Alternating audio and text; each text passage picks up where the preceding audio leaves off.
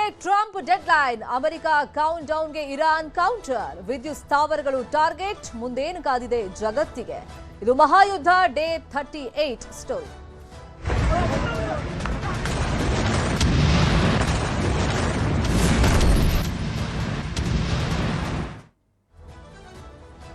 Iran ವಿರುದ್ಧ ಸಮರ ಮುಂದುವರೆದಿದೆ. ಹರ್ಮುಜ್ ಓಪನ್ಗೆ ಅಮೆರಿಕ ಡೆಡ್ಲೈನ್ ಅನ್ನ ಕೊಟ್ಟಿತ್ತು. ನರಕ ದರ್ಶನ ಮಾಡಿಸ್ತೀವಿ ಅಂತಾನೂ ಕೂಡ ಹೇಳಿತ್ತು. ಅಂದ್ರೆ ಕೊನೆ ಹಂತದ ವಾರ್ನಿಂಗ್ ಅನ್ನ ಟ್ರಂಪ್ ಕೊಟ್ಟಿದ್ರ ಅಂತಾನೂ ಜಾಗತಿಕವಾಗಿ ಚರ್ಚೆಗಳು ಆಗ್ತಾ ಇತ್ತು. ಅದೇನೇ ಆದ್ರೂ ಸರಿ, ಹರ್ಮುಜ್ ಓಪನ್ ನಾವು ಮಾಡಲ್ಲ ಅಂತ ಇರಾನ್ ಹೇಳ್ತಾ ಇದೆ. ಪಟ್ ಹಿಡಿದು ಕೂತಿದೆ. ಇರಾನ್ಗೆ ಟ್ರಂಪ್ ಮಂಗಳವಾರದ ಡೆಡ್ಲೈನ್ ಅನ್ನ ಕೊಟ್ಟಿದ್ದಾರೆ. ರಾಕ್ ಶಿರಾಜ್ ಸ್ಫೋಟಿಸುವಂತ ಎಚ್ಚರಿಕೆಯನ್ನ ಕೊಟ್ಟಿದ್ದಾರೆ. 6ನೇ ದಿನವೂ ಕೂಡ ಯುದ್ಧ ಮುಂದುವರೆದಿದೆ. ಇನ್ಫ್ಯಾಕ್ಟ್ ಇವಾಗಂತೂ ತೀವ್ರ ಸ್ವರೂಪವನ್ನ ಪಡ್ಕೊಳ್ತಾ ಇದೆ. ಮುಂದೇನು ಕಾದಿದೆ ಜಗತ್ತಿಗೆ ಅಂತ ಹೇಳಿ ಆತಂಕ ಸೃಷ್ಟಿಯಾಗಿದೆ. ಇರಾನ್ ವರ್ಸಸ್ ಅಮೆರಿಕ ಇಸ್ರೇಲ್ ಯುದ್ಧ ನಡೀತಾ ಇರೋದು 38ನೇ ದಿನ. ಮುಂದೇನು ಅನ್ನೋದು ಇನ್ನೂ ಕೂಡ ನಿಗೂಢವಾಗಿ ಉಳಿದಿದೆ. ಇನ್ನು ಎಷ್ಟು ದಿನ ಯುದ್ಧ ನಡೆಯುತ್ತೆ? ಭೀಕರ ಸ್ವರೂಪವಾಗಿರುತ್ತಾ ಅಥವಾ ಕದನ ವಿರಾಮದ ಬಗ್ಗೆ ಪ್ರಸ್ತಾಪಗಳು ನಡೆಯುತ್ತಾ? ಹೀಗೆ ಹಲವಾರು ಚರ್ಚೆಗಳಂತೂ ಆಗ್ತಾ ಇದೆ. ಹರ್ಮುಜ್ ಜಲಸಂಧಿ ಓಪನ್ಗೆ ಡೆಡ್ಲೈನ್ ಅನ್ನ ಈ ಸತಿ ಟ್ರಂಪ್ ಕೊಟ್ಟಿದ್ದಾರೆ. ಮಂಗಳವಾರ ರಾತ್ರಿ 8 ಗಂಟೆ ತನಕ ಕಾದು ನೋಡ್ತೀವಿ. ಒಂದ್ ವೇಳೆ ಹರ್ಮುಜ್ ಓಪನ್ ಮಾಡಲಿಲ್ಲ ಅಂತಂದ್ರೆ ಇರಾನ್ ಪವರ್ ಪ್ಲಾಂಟ್ಸ್ ಅನ್ನ ನಾವು ಸ್ಫೋಟಿಸಬೇಕಾಗತ್ತೆ ಅನ್ನೋ ಎಚ್ಚರಿಕೆಯನ್ನ ಕೊಟ್ಟಿದ್ದಾರೆ. ಇದರ ಜೊತೆಯಲ್ಲಿ ಇರಾನ್ನ ಪ್ರಮುಖ ಕಟ್ಟಡಗಳನ್ನು ಕೂಡ ನಾವು ಸ್ಫೋಟಿಸ್ತೀವಿ, ದಾಳಿ ಮಾಡ್ತೀವಿ ಅಂತ ಹೇಳಿ ಟ್ರಂಪ್ ಎಚ್ಚರಿಕೆಯನ್ನ ಕೊಟ್ಟಿದ್ದಾರೆ. ಟ್ರಂಪ್ ವಾರ್ನಿಂಗ್ಗೆ ಇರಾನ್ ಕೂಡ ತಿರುಗೇಟನ್ನ ಕೊಟ್ಟಿದೆ. ನಾವು ಹೇಳಿದ್ವಲ್ಲ, ಮೊದಲೇ ಕಂಡೀಷನ್, ಯುದ್ಧ ಆರಂಭ ಮಾಡಿದ್ ನೀವೇ, ಸಾಕಷ್ಟು ನಷ್ಟ ಆಗಿದೆ, ಹಂಗಾಗಿ ಈ ನಷ್ಟ ಭರಿಸೋವರೆಗೂ ನಾವು ಹರ್ಮುಜ್ ಓಪನ್ ಮಾಡಲ್ಲ, ಅದು ಬಂದಾಗೆ ಇರುತ್ತೆ ಅಂತ ಇರಾನ್ ಹೇಳ್ಕೊಂಡಿದೆ. ಮತ್ತೊಮ್ಮೆ ಇದೇ ಆಗ್ರಹವನ್ನ ಮಾಡಿದೆ. ನಷ್ಟ ಭರಿಸೋವರೆಗೂ ಹರ್ಮುಜ್ ತೆರೆಯಲ್ಲ ಅಂತ ಹೇಳಿ ಸ್ಪಷ್ಟನೆಯನ್ನ ಇರಾನ್ ಕೊಟ್ಟಿದೆ. ಅದೇನಾದ್ರೂ ಪರವಾಗಿಲ್ಲ, ಅಮೆರಿಕ ಮುಂದೆ ಮಂಡಿ ಊರೋದಕ್ಕೆ ಇರಾನ್ ಅಂತೂ ರೆಡಿ ಇಲ್ಲ. ಇನ್ನೊಂದ್ ಕಡೆ ನಾನಾ ರೀತಿಗಳಲ್ಲಿ ಟ್ರಂಪ್ ಹೇಳಿಕೆಗಳನ್ನ ಕೊಡ್ತಾ ಇದ್ದಾರೆ. ಕದನ ವಿರಾಮದ ಬಗ್ಗೆ ಅವರೇ ಪ್ರಸ್ತಾಪ ಮಾಡ್ತಾರೆ. ಇನ್ನೊಂದು ಕಡೆ ಏಕಾಂಗಿ ಆಯ್ತಾ ಅಮೆರಿಕ, ಹೀಗೂ ಚರ್ಚೆಗಳಾಗ್ತಾ ಇದೆ. ಇನ್ನೊಂದು ಕಡೆ ಲಾಸ್ಟ್ ಟೈಮ್ ವಾರ್ನಿಂಗ್ ಅನ್ನೋ ರೀತಿಯಲ್ಲಿ ಮಂಗಳವಾರ 8 ಗಂಟೆ ತನಕ ಕಾದು ನೋಡ್ತೀವಿ, ಇಲ್ಲ ಅಂತಂದ್ರೆ ಭೀಕರ ರೂಪದಲ್ಲಿ ದಾಳಿಯನ್ನ ನಡೆಸ್ತೀವಿ ಅಂತ ಹೇಳಿ ಟ್ರಂಪ್ ವಾರ್ನಿಂಗ್ ಅನ್ನ ಕೊಟ್ಟಿದ್ದಾರೆ. ಟ್ರಂಪ್ ಯಾವ ವಾರ್ನಿಂಗು ಇರಾನ್ ಬಗ್ತಾ ಇಲ್ಲ. ಅಮೆರಿಕ ಬೆದರಿಕೆ ಬೆನ್ನಲ್ಲೇ ಇರಾನ್ ಕೂಡ ಅಲರ್ಟ್ ಆಗಿದೆ. ಹರ್ಮುಜ್ ಮಾರ್ಗದ ವೇಳಾಪಟ್ಟಿ ಸಲ್ಲಿಕೆಗೆ ಸೂಚನೆಯನ್ನ ಕೊಟ್ಟಿದೆ. ತೈಲ ಮಾರಾಟ ಸಂಸ್ಥೆಗೆ ಇರಾನ್ ಈ ಸೂಚನೆಯನ್ನ ಕೊಟ್ಟಿದೆ. ಅಂದ್ರೆ ಮಿತ್ರ ರಾಷ್ಟ್ರಗಳಿಗೆ ಯಾವುದೇ ಸಮಸ್ಯೆಯನ್ನ ಹರ್ಮುಜ್ ಜಲಸಂಧಿಯಲ್ಲಿ ಇರಾನ್ ಮಾಡ್ತಾ ಇಲ್ಲ. ಆದ್ರೆ ತನ್ನ ಮೇಲೆ ಅಟ್ಯಾಕ್ ಮಾಡಿರುವಂತ ಅಮೆರಿಕ ಇಸ್ರೇಲ್ ಮೇಲೆ ದ್ವೇಷವನ್ನ ಸಾಧಿಸ್ತಾ ಇದೆ. ಯಾವುದೇ ಕಾರಣಕ್ಕೂ ಆ ರಾಷ್ಟ್ರಗಳಿಗೆ ಸಂಬಂಧಪಟ್ಟಂತ ಹಡಗುಗಳಿಗೆ ನೋ ಎಂಟ್ರಿ ಅಂದಿದೆ. 24 ಗಂಟೆಗಳಲ್ಲಿ ವೇಳಾಪಟ್ಟಿ ಸಲ್ಲಿಕೆಗೆ ಸೂಚನೆ ಕೊಟ್ಟಿದೆ.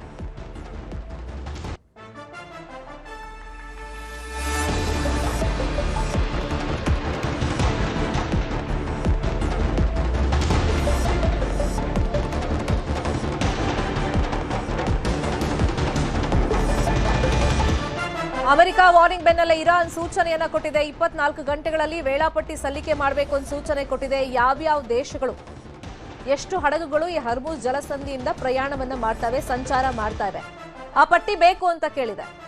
ಮಿತ್ರ ರಾಷ್ಟ್ರಗಳಿಗೆ ಹರ್ಮುಜ್ ಮುಕ್ತ ಮಾಡಿದೆ ಇರಾನ್. ಅಮೆರಿಕ ಸೇರಿದಂತೆ ಶತ್ರು ರಾಷ್ಟ್ರಗಳಿಗೆ ಮಾತ್ರ ಸದ್ಯಕ್ಕೆ ನಿರ್ಬಂಧ ಇರೋದು. ಇನ್ನು ಅಮೆರಿಕ ವಾರ್ನಿಂಗ್ ಬೆನ್ನಲ್ಲೇ ಇರಾನ್ ಈ ಸೂಚನೆಯನ್ನ ಕೊಟ್ಟಿದೆ. ಹರ್ಮುಜ್ ಅಲ್ಲಿ ಹಡಗುಗಳಿಗೆ ತೊಂದರೆ ಆಗಬಾರದು, ಕ್ರಮ ಕೈಗೊಳ್ಳೋದಕ್ಕೆ ಇರಾನ್ ಸರ್ಕಾರ ಮುಂದಾಗಿದೆ.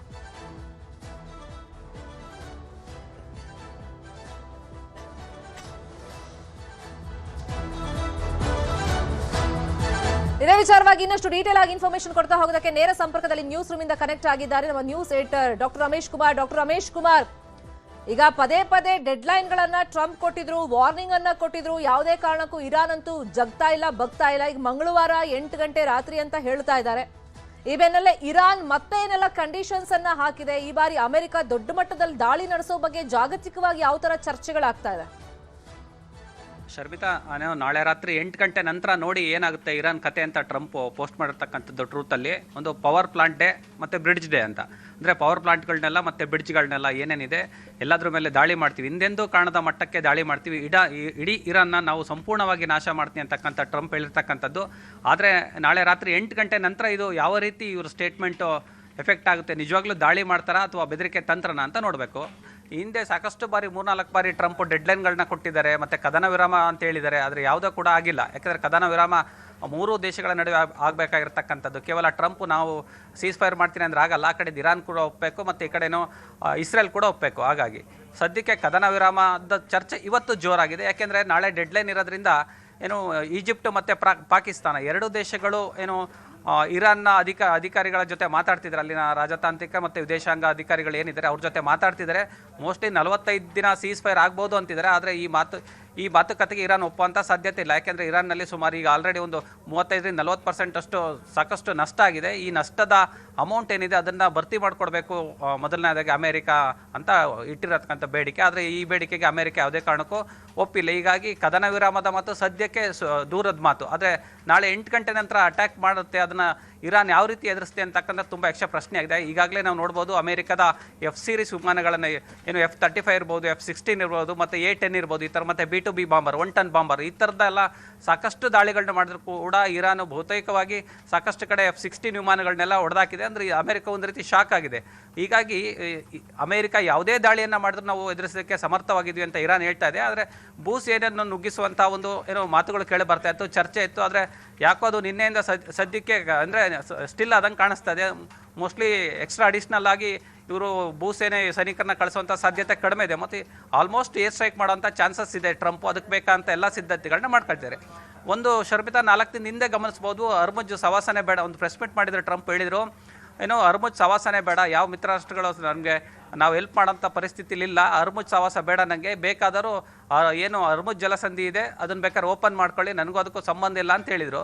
ಅದಾದ ನಂತರ ಮತ್ತೆ ಈಗ ಹರ್ಮುಜ್ನ ಓಪನ್ ಮಾಡಲೇಬೇಕು ಅಲ್ಲಿರ್ತಕ್ಕಂಥದ್ದು ಅಂತಕ್ಕಂಥದ್ದು ಒತ್ತಡ ಇರ್ತಕ್ಕಂಥದ್ದು. ಅಂದರೆ ಟ್ರಂಪು ದಿನಕ್ಕೊಂದು ಸ್ಟೇಟ್ಮೆಂಟ್ ಬರ್ತಾ ಇದೆ. ಒಂದು ಸಲ ಹರ್ಮುಜ್ನ ಓಪನ್ ಮಾಡಿಸ್ತೀನಿ ಅಂತಾರೆ, ಒಂದು ಸಲ ಆದರೆ ಸವಾಸ ನಂಗೆ ಬೇಡ, ನೀವು ಬೇಕಾದ್ರೆ ಮಾಡಿಸ್ಕೊಳ್ಳಿ ಅಂತಿದ್ದಾರೆ. ಆದರೆ ಎಲ್ಲೋ ಒಂದು ರೀತಿ ಜಾಗತಿಕ ಮಟ್ಟದಲ್ಲಿ ಏನೋ ಅಮೇರಿಕಕ್ಕೆ ಮತ್ತು ಟ್ರಂಪ್ಗೆ ಮುಖಭಂಗ ಇದು. ಯಾಕೆಂದರೆ ಯುದ್ಧ ಶುರು ಮಾಡಿದೆ, ಒಂದು ಕಾರ್ಗನ್ನು ನಾವು ಅಮೇರಿಕ ಸೀಸ್ ಮಾಡಿ ನಮ್ಮ ಕಸ್ಟಡಿಗೆ ಇಟ್ಕೋಬೇಕು ಮತ್ತು ಹರ್ಮುಜನ್ನು ತನ್ನ ಕಂಟ್ರೋಲಿಗೆ ತೊಗೋಬೇಕು ಅಂತಕ್ಕಂಥ. ಯಾಕೆಂದರೆ ಸಾಕಷ್ಟು ಸುಮಾರು ಏನೋ 20% ಜಗತ್ತಿಗೆ 20% ತೈಲ ಸಾಗಣೆ ಆಗ್ತಕ್ಕಂಥದ್ದು ಹರ್ಮುಜ್ ಜಲಸಂಧಿ.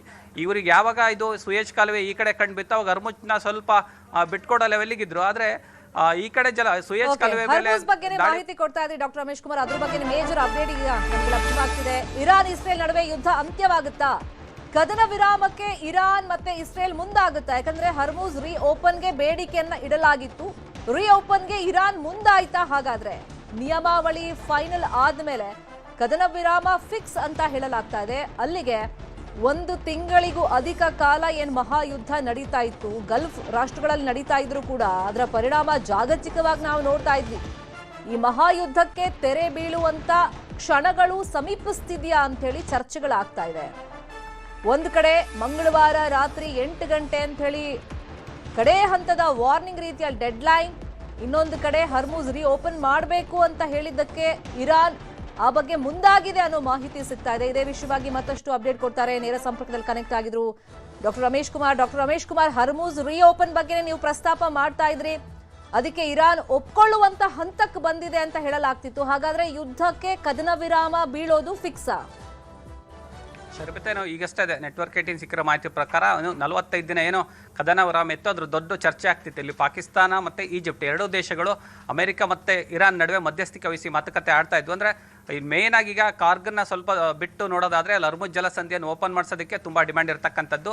2 ದೇಶಗಳ ನಡುವೆ ಏನೋ ಒಂದು ಮ್ಯೂಚುವಲ್ ಅಂಡರ್ಸ್ಟ್ಯಾಂಡಿಂಗ್ ಬಂದಿರೋ ಥರ ಇದೆ. ಅಂದರೆ ಸುಮಾರು 400 ಹಡಗುಗಳು ಓಡಾಡ್ತಿತ್ತು, ಅಲ್ಲಿ ಮಿತ್ರ ರಾಷ್ಟ್ರಗಳಿಗೆ ಮಾತ್ರ ಇರಾನ್ ಬಿಡ್ತಾ ಇತ್ತು ಮತ್ತು ಶತ್ರು ರಾಷ್ಟ್ರಗಳಿಗೆ ಬಿಡ್ತಾ ಇರಲಿಲ್ಲ. ಸೊ ಈ ಹಂತದಲ್ಲಿ ಒಂದಿಷ್ಟು ಏನೋ ಮಾತುಕತೆ ನಡೆದಂಗೆ ಕಾಣಿಸ್ತಾ ಇದೆ ಸದ್ಯಕ್ಕೆ. ಆದರೆ ಆ ಟರ್ಮ್ಸ್ ಆ್ಯಂಡ್ ಕಂಡೀಷನ್ಸ್ ಏನು ಅಂತ ಗೊತ್ತಿಲ್ಲ. ಅಂದರೆ ಅಮೆರಿಕ ಯಾವ ರೀತಿ ಡಿಮ್ಯಾಂಡ್ ಇಟ್ಟಿತ್ತು ಮತ್ತು ಇರಾನ್ ಯಾವ ರೀತಿ ಕಂಡೀಷನ್ಸ್ ಹಾಕಿತ್ತು ಅಂತ ಗೊತ್ತಿಲ್ಲ. ಅಂದರೆ ಮೋಸ್ಟ್ಲಿ ಈಗ ಶತ್ರು ರಾಷ್ಟ್ರಗಳೇನಿತ್ತು ಆ ರಾಷ್ಟ್ರಗಳಿಗೂ ಕೂಡ ಬಿಡುವಂಥ ಸಾಧ್ಯತೆ ಇದೆ. ಮತ್ತು ನಾವು ಟ್ಯಾಕ್ಸ್ ವಿಚಾರದಲ್ಲಿ ತುಂಬ ಗಮನಿಸ್ತಾ ಇದ್ವಿ, ಸಾಕಷ್ಟು ಪ್ರಮಾಣದಲ್ಲಿ ಟ್ಯಾಕ್ಸ್ ನೇರುವಂಥ ಪ್ರಯತ್ನ ಮಾಡ್ತಿದ್ರು ಮತ್ತು ಶತ್ರು ರಾಷ್ಟ್ರಗಳು ಬಿಡ್ತಾ ಇರಲಿಲ್ಲ. ಹೀಗಾಗಿ ಅಮೆರಿಕ ಯಾವ್ಯಾವ ರಾಷ್ಟ್ರಗಳಿಗೆ ಹಡಗುಗಳನ್ನು ಬಿಡಬೇಕು ಅಂತ ಡಿಮ್ಯಾಂಡ್ ಇಟ್ಟಿದೆ. ಮತ್ತು ಇರಾನ್ ಮತ್ತು ಅದರಲ್ಲಿ ಈ ಕಂಡೀಷನ್ಗೆ ಎಷ್ಟು ಕಂಡೀಷನ್ಸ್ ಒಪ್ಪಿದೆ ಮತ್ತು ಅವ್ರು ಏನು ಹೇಳ್ತಿದ್ರು, ಇರಾನ್ಗಾಗಿರ್ತಕ್ಕಂಥ ನಷ್ಟವನ್ನು ತುಂಬಿಕೊಡಬೇಕು ಅಂತ ಹೇಳ್ತಿದ್ರು.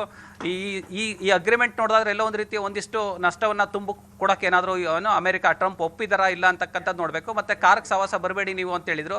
ಸೊ ಆ ಕಂಡೀಷನ್ಸ್ ಇದೆ, ಅದ್ರದ್ದೇನಾದರೂ ಸ್ವಲ್ಪ ಅಮೆರಿಕ ಲಿಬ್ರಲ್ ಇದೆಯಾ ಅಂತ ನೋಡಬೇಕು. ಮತ್ತು ಇನ್ನೊಂದು ನ್ಯೂಕ್ಲಿಯರ್ ಏನಿತ್ತು ಅದರಲ್ಲಿ ಸುಮಾರು 450 kg ಯುರೇನಿಯಮ್ ಇದೆ ಇರಾನ್ ಹತ್ರ, ಅದನ್ನು ಇನ್ನು ಸರೆಂಡರ್ ಮಾಡಬೇಕು ಅಂತ ಅಮೆರಿಕ ಒಂದು ಡಿಮ್ಯಾಂಡ್ ಇಟ್ಟಿತ್ತು. ಸೊ ಆ ಡಿಮ್ಯಾಂಡ್ಗೆ ಏನಾದರೂ ಅಂದರೆ ಅವ್ರು ಒಪ್ಪಿರಲಿಲ್ಲ ಇರಾನ್ ಅವರು. ಹಾಗಾಗಿ ಅಮೆರಿಕನೇ ಎಲ್ಲೋ ಒಂದು ಪಕ್ಷದಲ್ಲಿ ತನ್ನ ಕಂಡೀಷನ್ಗಳನ್ನ ಸ್ವಲ್ಪ ಸಡಿಲ ಮಾಡ್ದಂಗೆ ಕಾಣಿಸ್ತಾ ಇದೆ.